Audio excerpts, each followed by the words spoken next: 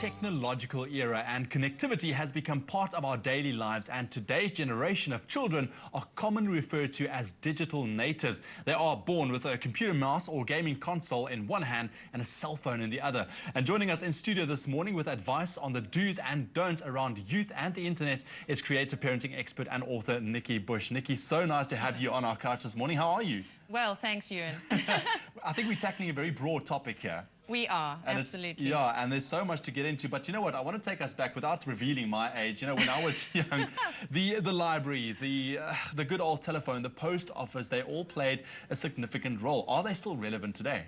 They really are, Ewan, but they've changed form dramatically.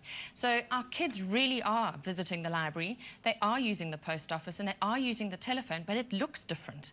So today the library is that big thing called the internet. And as parents, that's scary. We can't kind of touch it. It's kind of a bit nefarious out there.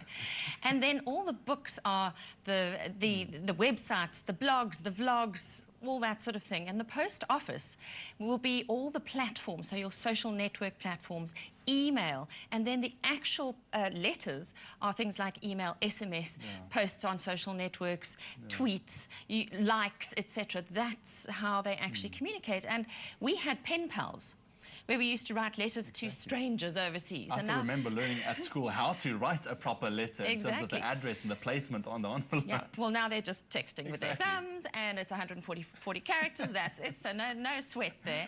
And of course, our kids have got many friends out there on social networks. Now, whether us parents like it or not, we are advancing in terms of technologically. We're advancing very quickly. So I think it goes without saying that our kids need to be tech savvy, right?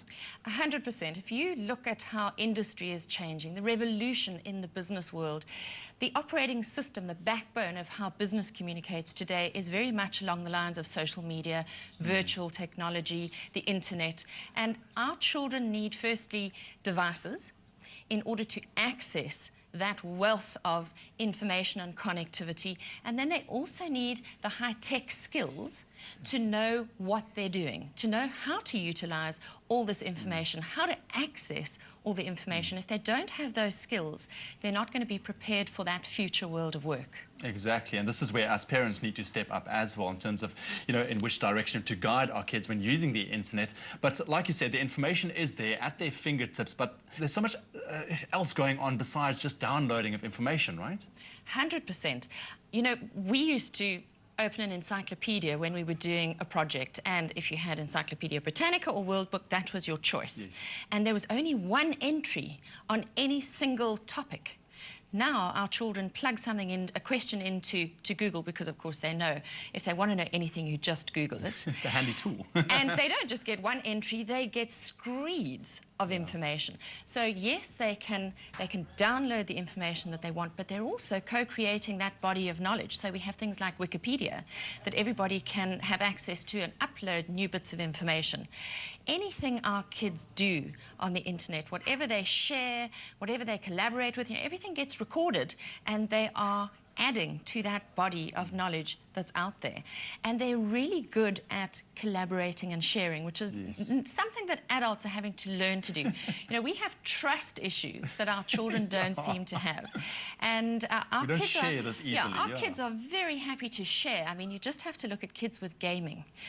And they find a cheat, and they share it with all their friends. So this is a way to do better in this game and get more rewards more quickly. They're very happy to share. Now, using the internet correctly can be very beneficial. I mean, we're talking about almost limitless information at the fingertips of our children, but with that, it also brings a set of dangers that us parents need to look out for. Yes, we do need to be on email. We need to be on social media. We must open our own accounts. We must get a feel for how it works.